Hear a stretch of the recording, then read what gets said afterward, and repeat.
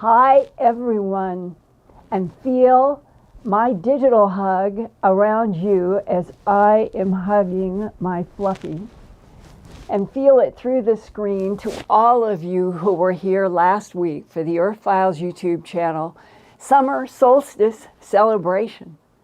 And since then, thank you so much for another breakthrough this week of 178,000 subscribers. I thank you all so much. Last Friday on June 25th, late in the day, finally the much awaited 180-day countdown to information from the Director of National Intelligence about advanced aerial threats was released. And tonight I'm going to share excerpts from the unclassified version specifically made for the public, and sadly, only 9 pages long. Here is the title page from the Office of the Director of National Intelligence. Preliminary Assessment Unidentified Aerial Phenomena, dated 25 June 2021, unclassified. Page 2, Scope and Assumptions, quote, "This report provides an overview for policymakers of the challenge associated with characterizing the potential threat posed by UAP, while also providing a means to develop relevant processes, policies, technologies, and training for the U.S. military and other U.S. government personnel if and when they encounter UAPs, so as to enhance the intelligence community's ability to understand the threat," close quote. Again, there is that repeated word threat. Later, I'll compare these pages to what the U.S. government already knew and studied in the 1940s to the 1950s. But moving on to page 3, an executive summary. It tries, on the one hand, to reduce the significance of UAP UFOs with this statement, quote, "UAP incidents fall into one of 5 potential explanatory categories. First, airborne clutter, like drones and trash in the sky. Second, natural atmospheric phenomena like sundogs and moisture rings around the moon. Third, U.S. government or U.S. industry developmental programs that are at the far edge, such as portal-to-portal travel through space tunnels.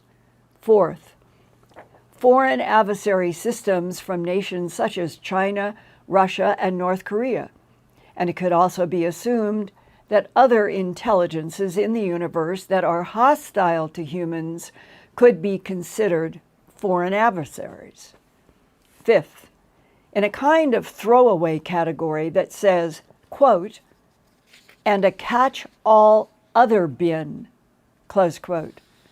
It's that last catch-all other bin that can include other intelligences, such as extraterrestrial civilizations from other solar systems in the Milky Way galaxy, and perhaps even beyond to other galaxies, and that they interact with Earth.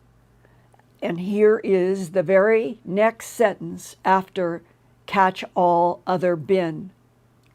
Quote, UAP clearly pose a safety of flight issue and may pose a challenge to U.S. national security. If they are foreign adversary collection platforms or provide evidence of a potential adversary that has developed either a breakthrough or disruptive technology, close quote. So the DNI is linking the catch-all other bin with breakthrough or disruptive technology. But after that strong statement on page 3, here is the next page 4 headline, quote, available reporting largely inconclusive. Limited data leaves most UAPs unexplained. And then it states, that only, quote, 144 reports originated from U.S. government sources for this DNI reply, of which 80 reports involved observation with multiple sensors, close quote, which means like radars and other technologies. And then you drop down to an orange-tinted lower half of the page entitled UAP Collection Challenges, where it states, quote, narratives from aviators in the operational community, and that means military pilots, and analysts from the military and IC intelligence community, describe disparagement associated with observing UAPs. And disparagement means to ridicule, belittle, and to slander.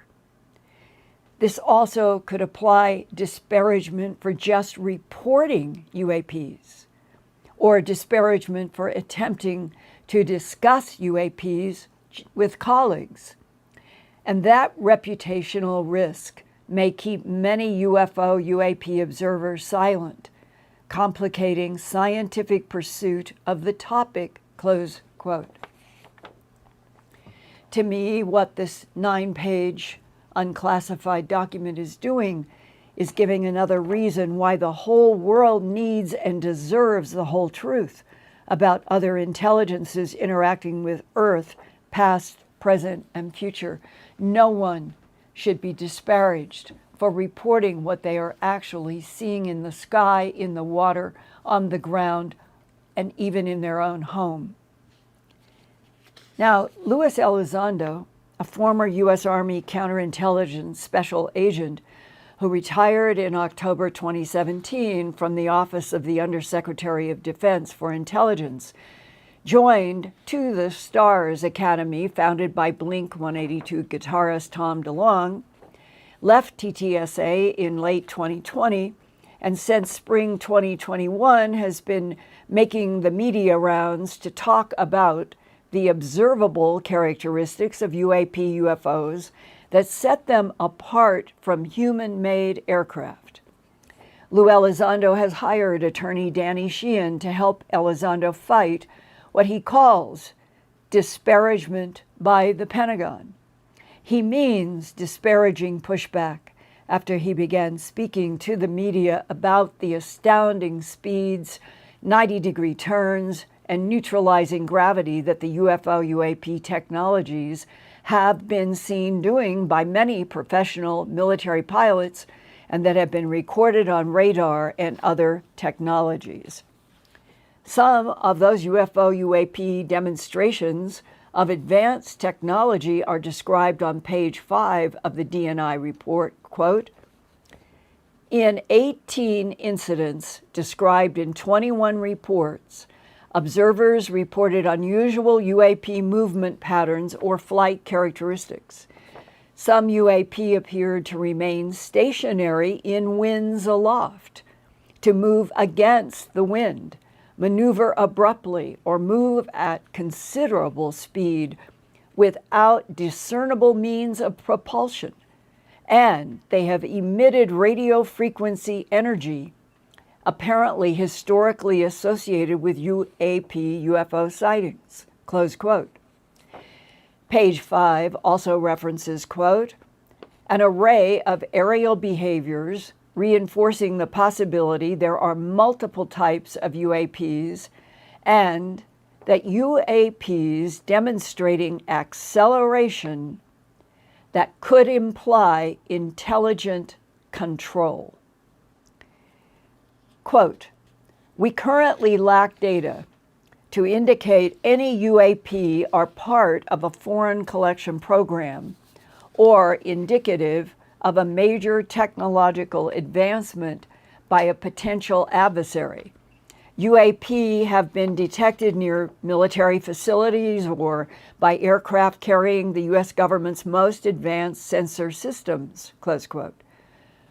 Further analysis will be done by, quote, artificial intelligence machine learning algorithms to cluster and recognize similarities and patterns in features of the data points gathered about UAP UFOs.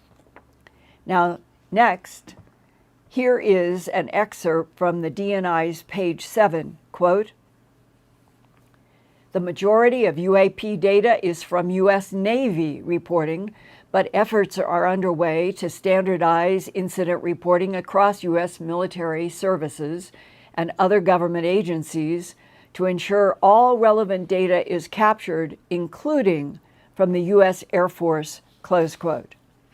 Historically, the U.S. Air Force was the first official collector of UFO reports for Project Blue Book from 1947 until December 1969, and in those 22 years, Blue Book had received 12,618 UFO sighting reports before hiring physicist Edward Condon at the University of Colorado to dismiss UFOs as not worthy of further investigation. But beneath the surface of the political Blue Book designed to deliberately reduce the credibility of UFOs and ETs, there were the more than 12,000 UFO reports, and thousands more from around the world in different countries, while deep underground are actual UFO UAP craft and preserved non-human bodies in the Black World laboratories of China Lake, Edwards Air Force Base, Area 51, S4, Norton Air Force Base, Los Alamos, Wright-Patterson Air Force Base in Ohio, Eglin Air Force Base in Florida, and other highly classified UFO ET study operations in the United States. The facts left out of the unclassified 9-page DNI report to American citizens who pay taxes for all of the Black World studies, that what is left out is that real military and real scientists have been challenged by several competing alien presences and their very advanced craft and technology since at least World War II. Now, you have seen me show you this book before, the Psalm 101. And this is Extraterrestrial Entities and Technology, Recovery and Disposal, Top Secret Magic, Eyes Only. I think, and Dr. Bob Wood, who worked at McDonnell Douglas, we think this is one of the top whistleblower releases of all time. And when you go to page 11 in this book, it says Extraterrestrial Technology Classification Table. And you go on the left through items that have been retrieved from extraterrestrial crashes, technologies, bodies. It goes from aircraft, intact, operational, or semi-intact aircraft of, and it's not beating around the bush here, it says extraterrestrial design and manufacture. And what is the receiving facility on the far right? Area 51 S4.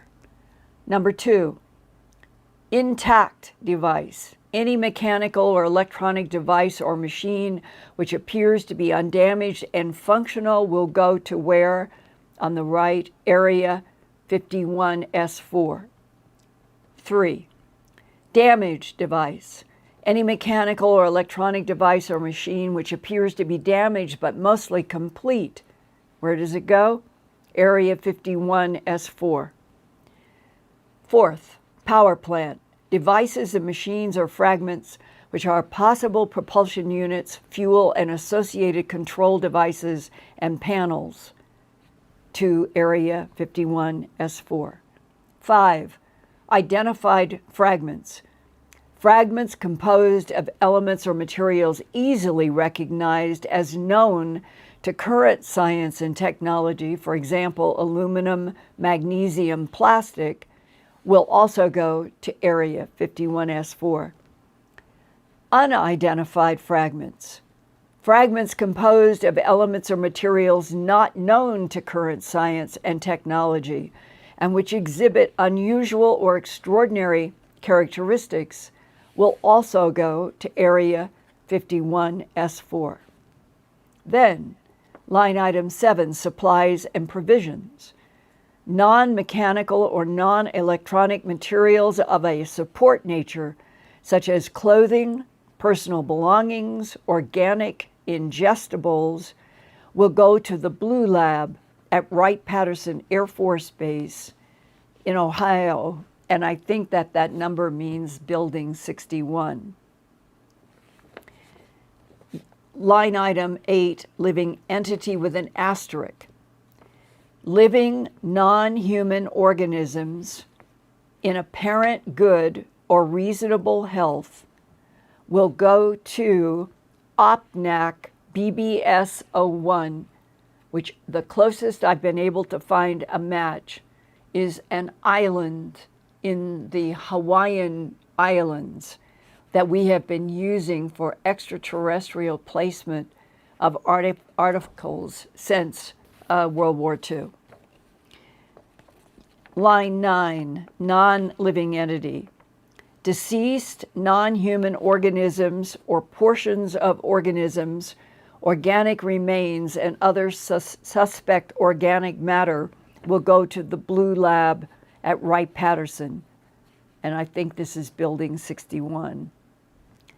The 10th line, media, printed matter, electronic recordings, maps, charts, photographs, and film of extraterrestrial biological entity materials and bodies.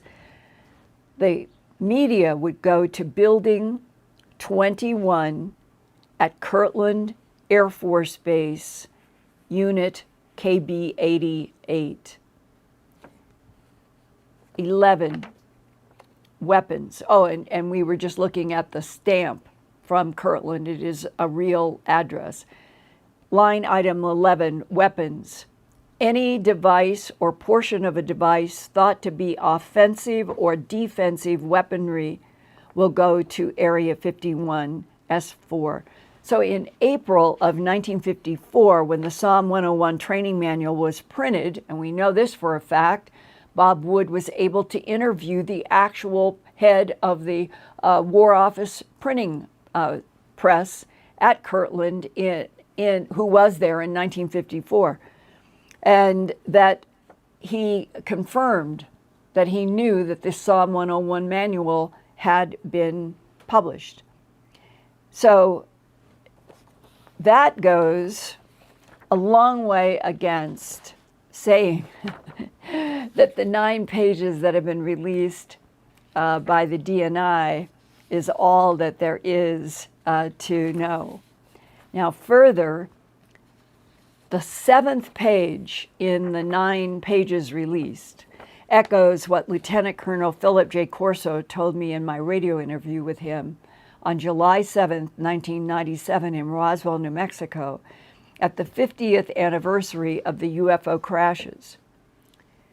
He said, the biggest problem that he and General Arthur Trudeau in the Pentagon and President Eisenhower in the White House had in studying the UFO phenomena in 61 to 63 was, quote, the internecine warfare of the Navy versus the Air Force versus the Army, each trying to claim an upper hand and dominant authority about the alien presence and their very, very advanced technologies.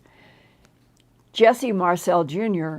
told me face to face back in 1997 about the box his dad, Jesse Marcel Sr., brought home late at night during the first week of July 1947 from the UFO crash site between Corona and Roswell, New Mexico. Jesse told me that in that box that his dad brought home, that there were very thin, very lightweight beams like what you're looking at on the screen that he produced. He produced so people would see what he remembered as a boy, covered with strange orchid-colored symbols. He held in his hand a very thin metal-like cloth that he and his dad and his mom could wrinkle up in their hands, and then it would spring right back to perfect smoothness.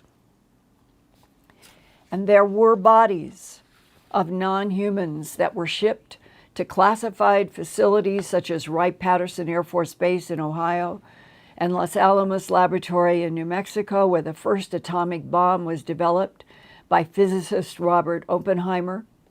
That all did happen by 1947 and going onward. So that means we go back 74 years at least to now, where everything that I'm showing you, that there have been units of the United States government that have been involved through people like Lieutenant Colonel Philip J. Corso and General Trudeau and President Eisenhower. They knew about the bodies, live and dead. They knew about all of the totally unidentifiable materials, and that this is, in a way, it is a historic development now that they are finally putting out another report.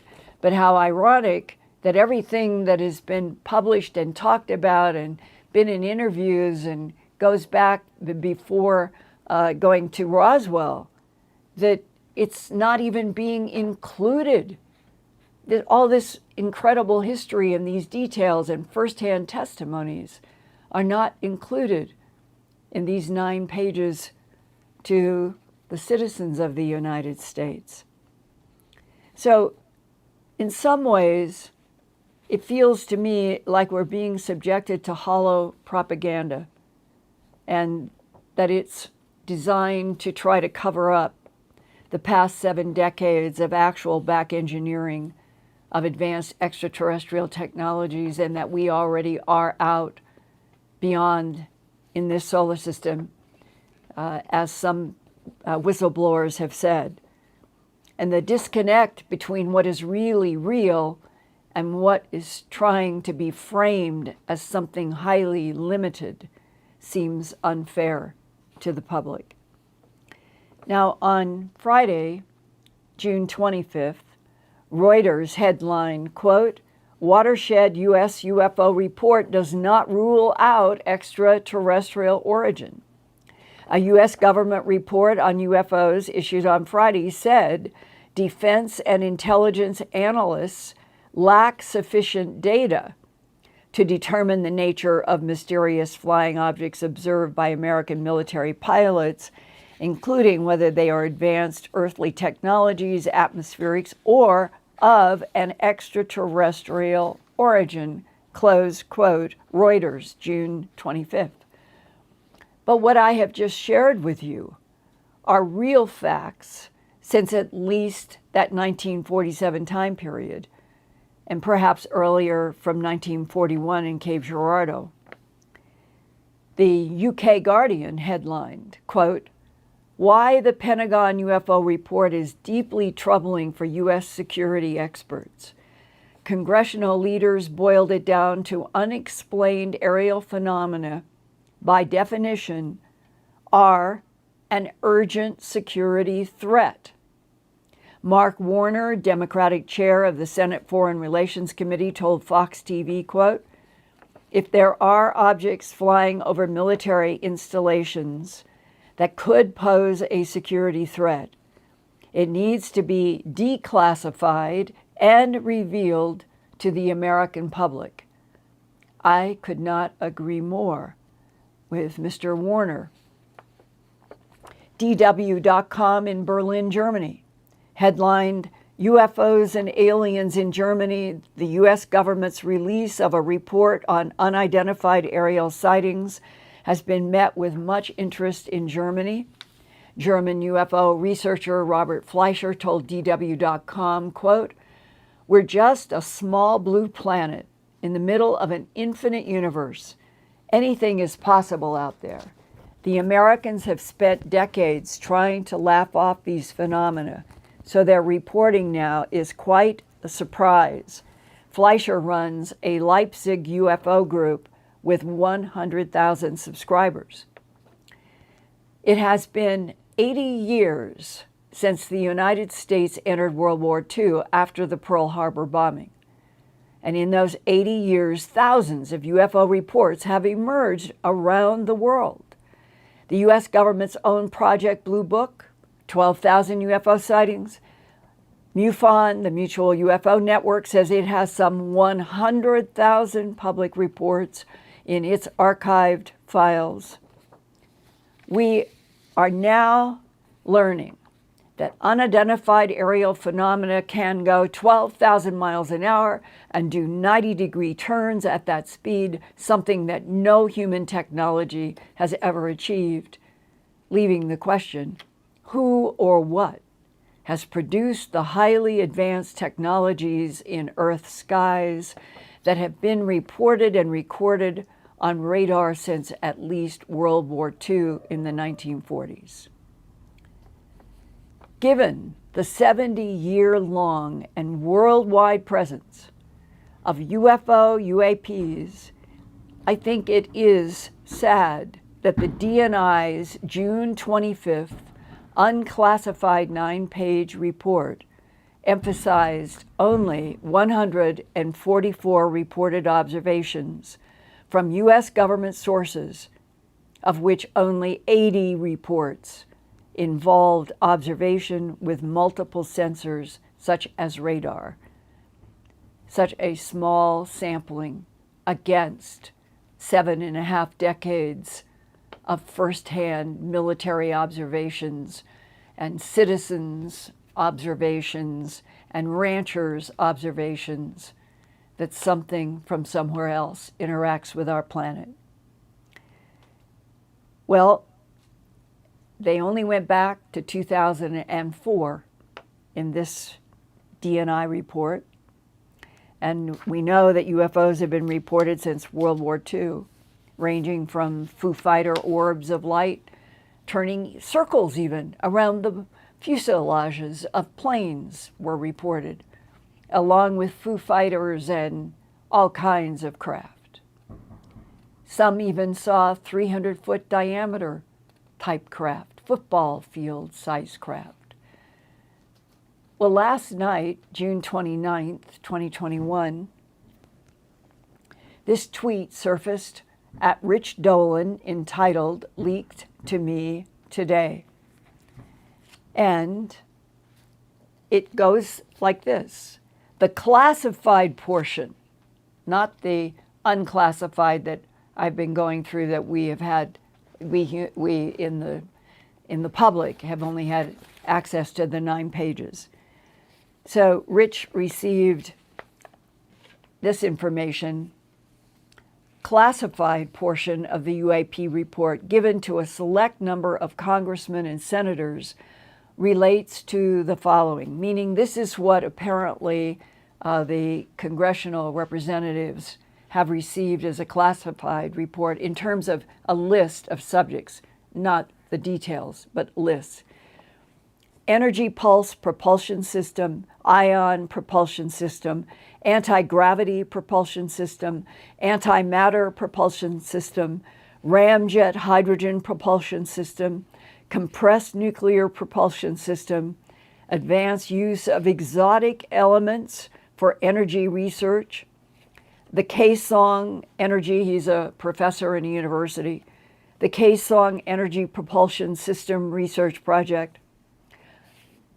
Quoting, all of these highly classified projects are under the control of the Defense Advanced Research Project Agency known as DARPA, and being managed by a classified group called Advance Group 6.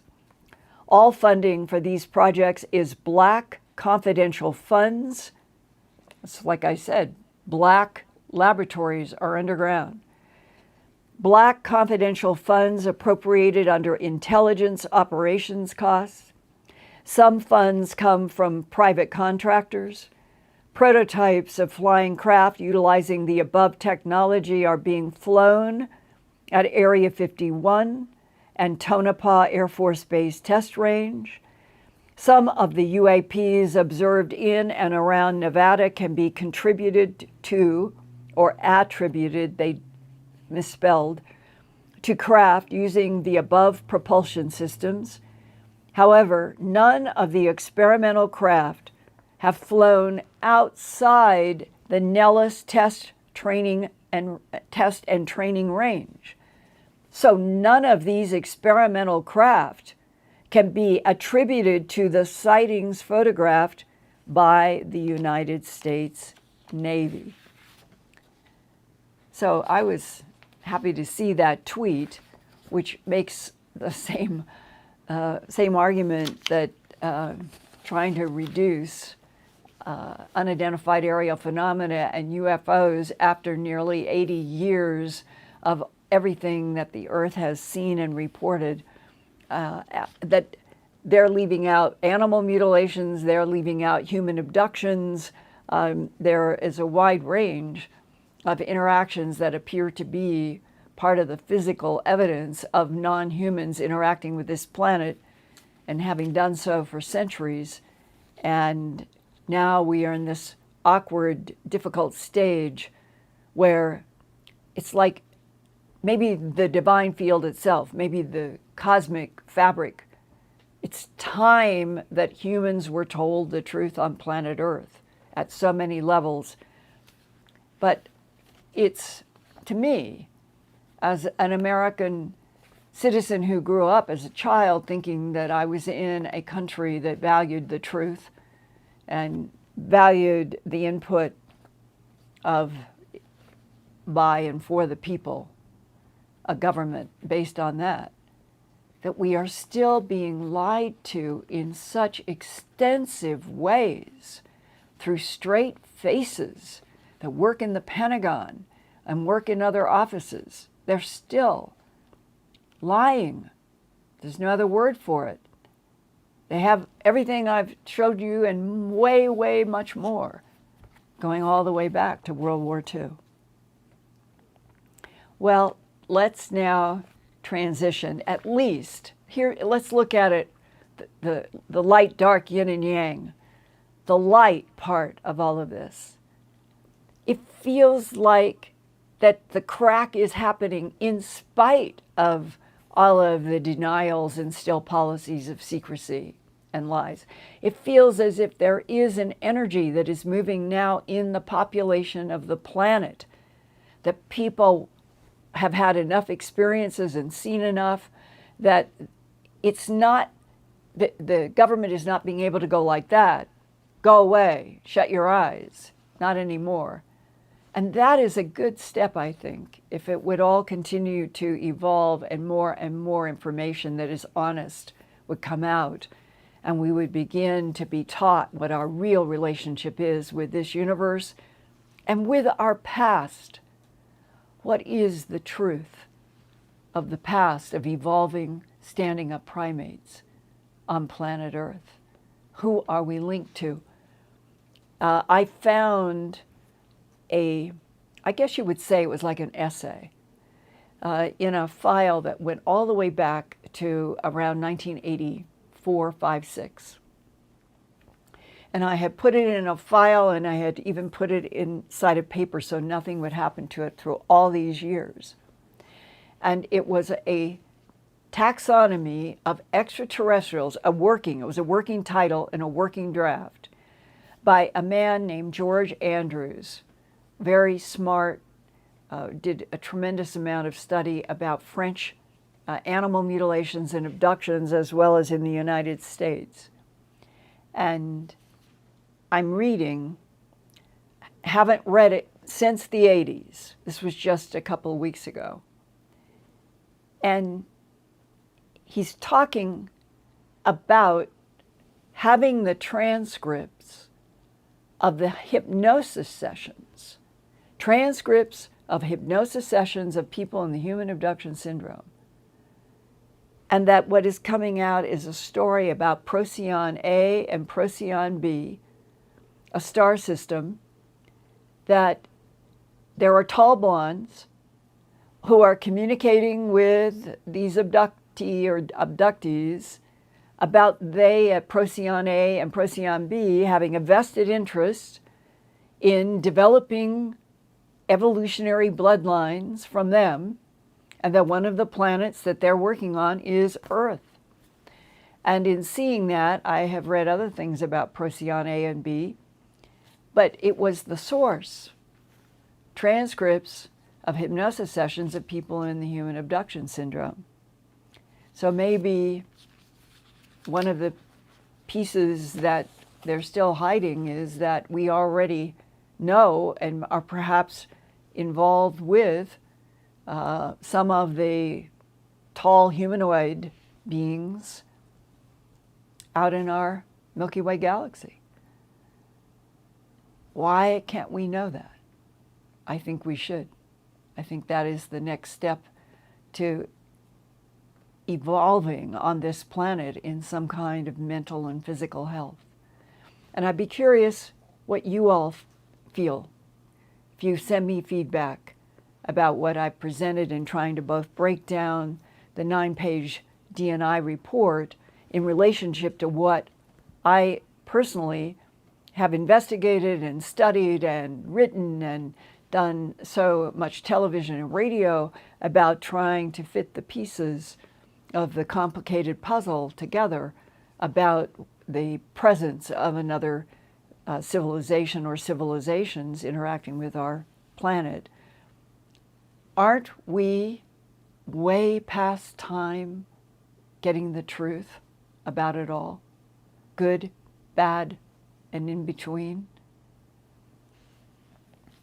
Now, I would like to turn to the very positive and wonderful frequencies of 1 week ago when we had champagne and Brad and my brother and I were toasting you, and that we had all of these wonderful questions from you, and I have friends contributing from various places with total shock. It was just so wonderful. And I thought that I would pick up with some of the questions that we had waiting in a file, depending upon how the time went. And so what I'm going to do is go through about 4 of these, and then I'm going to go to Ian. And I'm going to start now with an email from a man in Istanbul, Turkey. His name is Philip Eagleton, and he sent in this fun red wine toast. Linda, I was raised as the son of a United States diplomat living in various parts of the Middle East, Africa. My interest in UFO phenomena started in early 1970s. Then we were in Algiers. At some juncture, there were rumors of a flying saucer found in the Tassili remote region of the Sahara, but then total silence. 1971, the CIA station chief at the time was Edward M. Kane, spelled K-A-N-E. He might have known something. I'm not sure if he is alive or not. Everyone started reading Chariots of the Gods by Erich von Däniken, his seminal work, after those rumors in Algiers. However, it was in Asia in November 2008 that a client head of state remarked to me while we went outside to smoke alone away from his other guests that they were having problems with UFOs in his airspace. We got on the topic because of shooting stars. His concern, he said, has been China, but it was determined the technology of these saucers was far beyond their capabilities, meaning human capabilities, at the time. Linda, this brings me to a question, or rather an observation. There must be high-ranking officials, retired heads of state, cabinet ministers in many developing countries who would have no problem sharing some information with Earthfiles and others, given the new, more open climate on this once taboo subject. These presidents and prime ministers naturally have been informed by their own intelligence apparatus of artifacts and anything of an unusual nature in their territory. I should imagine that they would not be so timid now to open up. What do you think? It's very interesting to me that I have been getting more and more, what I'll say, professional people who are in other countries who have been emailing or hard mailing to me information that they have through their work, and all having to do with knowledge about extraterrestrial biological entities, technologies, and challenges in dealing with it. And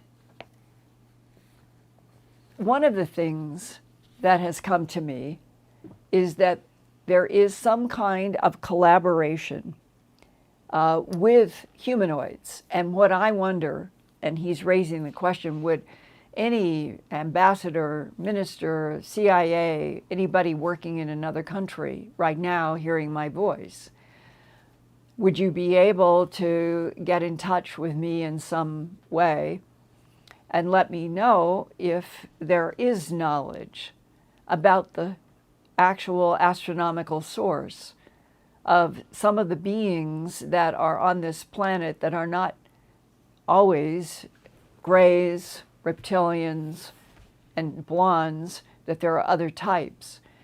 And maybe this is a way, a wedge to start opening up information about, with people who, on assignment in other countries, become aware that there are discussions, that there are underground facilities. I've heard this myself. I've heard from people who were in military and had to build an airport.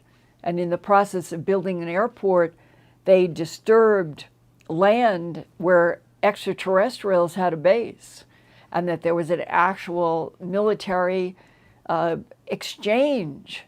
And then there was some kind of diplomacy, but everybody knew that there was this underground contingency of something that was not human in that country. And that this was a military person talking to me about being there when there was this problem.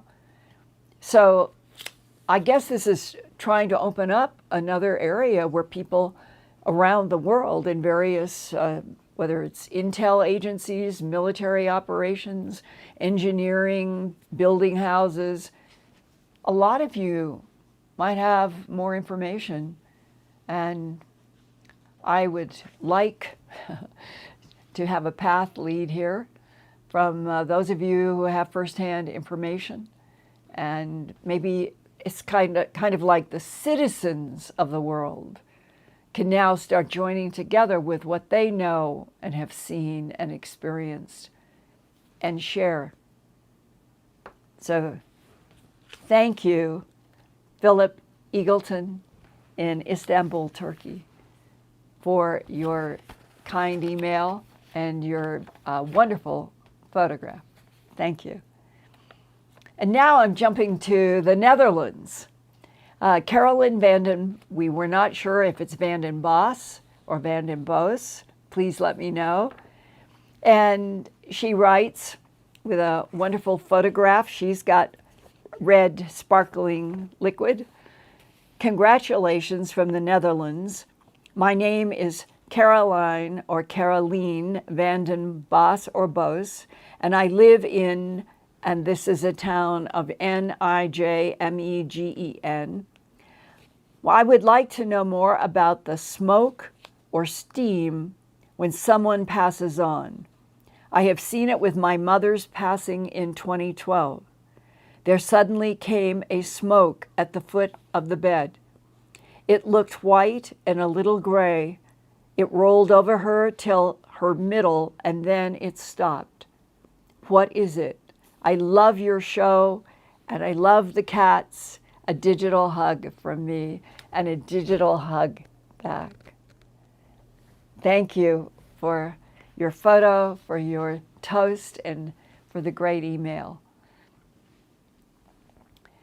I remember there was a period of time where I was very interested in doing a documentary film about what happens at the moment of death.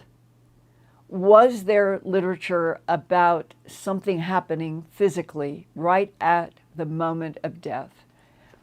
And I found that there were people, an engineer, a scientist, there have been efforts to sign somebody up so they would give permission. And they were ill, very ill, and they agreed to be on a bed that would be like a scale, a very precise scale, the bed.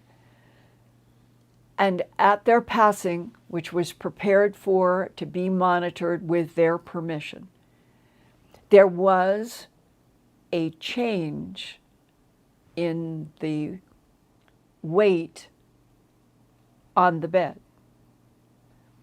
And in that change, the hypothesis was, on this particular research, that the soul of that individual must have weighed the fraction of ounce or ounces, and that is what made the difference. And I've heard discussions at conferences and people talking about this same kind of science, that why would the soul, which is an energy form, is what most people think, a quantum energy form, why would it add anything to the mass matter of this body? But we really don't understand, and that's what I'm coming down to. We really don't understand what the relationship is in our body of the soul's distribution. Is it energy throughout the entire container? Is it focused in the heart region of the chest? That's where most people feel this pressure when something they love is in front of them, or something happens with an animal and there is a pressure in the chest, and that a lot of people think that is the pressure of the soul. But why would any of that level of what we're talking about, unseen and not easily accessible, let's say quantum energy, why would it manifest at the moment of death as something that looked like smoke? It's one of the most common descriptions around the planet. It has been for a long time. I don't have a specific answer, but here's one of the things that we can do for each other at the Earthfiles YouTube channel. These are wonderful subjects for all of us who have interest to do investigations. And whatever information that you find or experiences of your own, send them to me. And this is the way we can keep expanding our own Earthfiles archive on subjects with new discoveries, new information. And one of them is, what would this, I know it's been written about, where there have been films in green light and seance light of this white smoky material coming out of people at a seance, or I know that there's literature about it, but specifically, what would be the relationship at the moment of death? A change in, a small change in the weight of the body, and then what would this smoky material be? I would welcome any of you who work in professions that might have information about that, or those who do your own research. Let me know. This is one of those subjects I think we should all learn a lot more about. Okay, now I am going to Tanya Philbrook in Dorset, England. She sent a beautiful picture, and very kind words. Thank you, Linda, for your excellent and peaceful show. That was great, peaceful show. I listen each week and love it with all my heart. This is a fascinating, honest, and homely show that spills the beans on all things scientific, led in the field of the UFO UAP realm. I find the alien race telepathic communications really interesting. Now, my question. Linda, do you think it's possible that our research into paranormality, and in particular, the sighting of ghosts and telekinetic activity, could also lean toward alien race communication through different dimensions and not just malevolent spirit forces coming through other portals? This is a recent picture of me. Many thanks from Tanya Philbrook, Wimborne Minister, Dorset, in England. Thank you so much. It's a very interesting question because if you took everything in the unknown mysteries of Earth, you would have, as Tanya, ghosts through history, telekinetic activity, all of these things that are in these categories of people will report personal experiences that maybe a general population doesn't experience, and therefore they get put off over here as a spooky, eerie subject, when, in fact, the whole concept of the ghost is exactly what the question was about, the white smoky material that would come out of somebody who had just died. It all boils down for me that we still don't understand the physics, the underlying physics of the universe we're in. If this is a universe where photons can become entangled, where there could be instant information, instant communication across the universe, if one of the unidentified truths is that we are in a holographic universe that is just one frequency note of perhaps an infinite number of other universes, other dimensions, other timelines, then it may be that the soul energy, if it is a quantum energy field of some sort, that it is the only common denominator through all of the frequencies. And that if we knew the physics, if we understood the recycling of that quantum energy in and out of body containers, there might be an easy answer for why there is the smoky material, which has had many names throughout history, and it's been observed and photographed, but it kind of remains off to the side as opposed to hard physics. And every time I feel like I'm in a subject in which there are people who have witnessed something, they have their own firsthand knowledge, but the rest of the population maybe thinks it can't be true because they had not experienced it. I think those are the events that we should investigate more, because they might be the paths to a bigger understanding about our universe, and we stand off some of these subjects because we don't understand them, we haven't experienced them. But the more we do, the more we share the truth, which is what I wish our government would do about UFOs and ETs and what they know about this universe and the galaxy we're in. We'd all get stronger. And I think that's what the big story is about.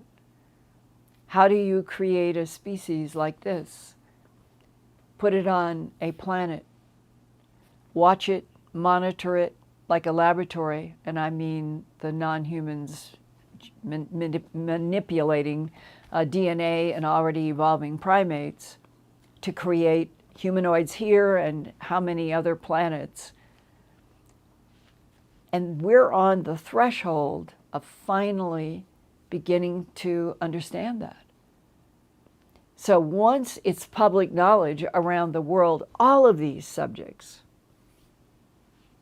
from the moment of death to other intelligences throughout the universe and a million other things, it will be, I think, a much greater human landscape to be on if we can just get past all of these lies and denials.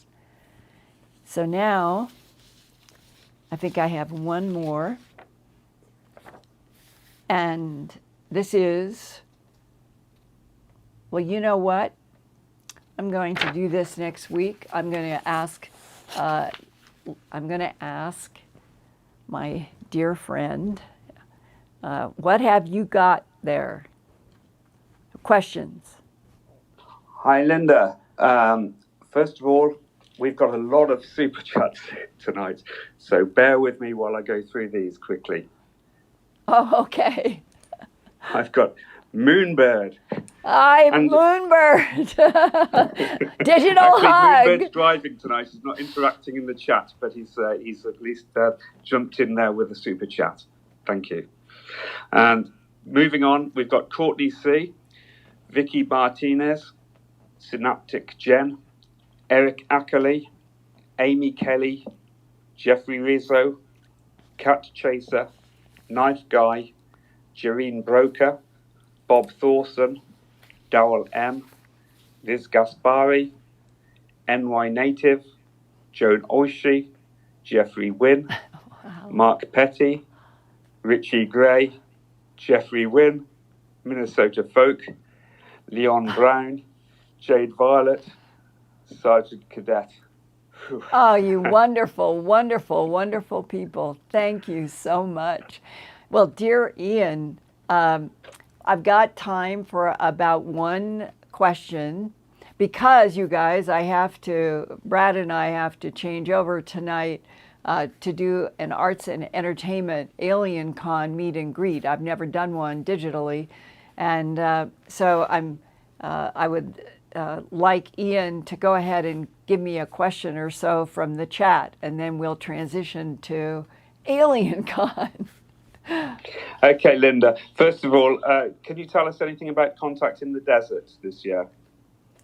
Well, I think it was an effort that when it was first conceived, I could see the possibility that there could be some kind of an international event with what I thought would be live audiences, and that I'd be doing my presentations live, and then we would have the digital chats like we have here. And I think that people underestimated how much equipment, technology, and people that you would need to do that. And it was really, it was sad to hear that there were a lot of people who were trying to purchase tickets to my presentations and they couldn't. And then I heard about other people and that it was wide-ranging. And it's sad because I think there really were some great discussions. I was in one great panel with Dep Prasad and others about artificial intelligence and ETs and a mix that I don't think people understood what the content was because of all of the technical problems. And I guess right now, what can we say? It was a try. There were a lot of problems. And maybe in 2022, maybe everybody on the other side of the screen and we can all meet in a big party at a Matter World, back in the Matter World conference, without worrying about COVID and its the bothersome new mutants. That wouldn't it be wonderful if a lot of us could meet in an actual Matter conference and be able to sit down with a glass of wine at night and talk about everything together? So I guess out of all of this, it's become really clear to me, digital is okay if you don't have the Matter World, but I would rather be working in the Matter World from now on at conferences. I'd love to know what you think about that. It may be also that we're evolving to a hybrid where there will be conferences that have a digital international component and a physical Matter World. I don't know exactly what will happen, but Brad and I sure did work hard on presentations, and I wish everybody could have seen them. Maybe at some point in the future, we can do something like have a mini showing of some of my work from this year. So I pray for everybody, and I'm hoping that any of you who spent money, that you would be getting a credit back, and that we can meet in a more positive Matter World in the future. Thank you. I am sorry that so many people had so many problems. Ian? Linda, also, I'd just like to make a mention that someone here has mentioned that you're in the upcoming Forbidden Disclosure event. They're keen on hearing more about that. There is some information about that already, I think, in the community section. Jimmy Church.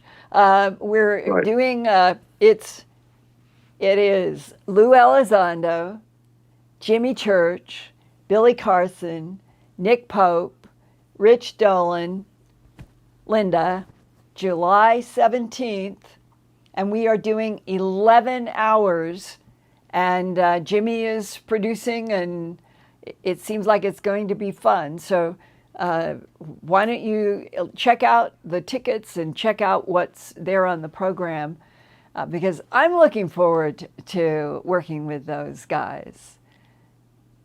Anything else? We're going to do the arts and entertainment here in a few minutes, the meet and greet. And tomorrow night, Thursday night, I am on Jimmy Church, Fade to Black. I love the guy, and we both feel that this is really an important time for some of us who try to investigate as many facts as we can and report real facts about the history of UFOs and ETs. And tomorrow night, I'll be on with Jimmy talking about the 9-page released, the rumors that are coming about the classified that has not been released. And join us there tomorrow, and then we will be probably, I think, on the 6th of July, I think I'm going to have to travel, and we're going to have a great program for that day. It's 6th or 7th. And then the next week, back live, and we're in vacations. Eric's going to be doing a vacation, I think, the 3rd week. So in July, we're going to be live and rebroadcast on parts. So keep sending me emails, hard mail, working with Ian to get me information. And I love you all so much and hope we can keep going forward with real truth. And here's Chocolate. Chocolate has showed up now for the end, and I had Fluffy at the beginning. This is great. I love, as you do too, I love, love, love Fluffy and Chocolate. On that note, love and peace. Onward.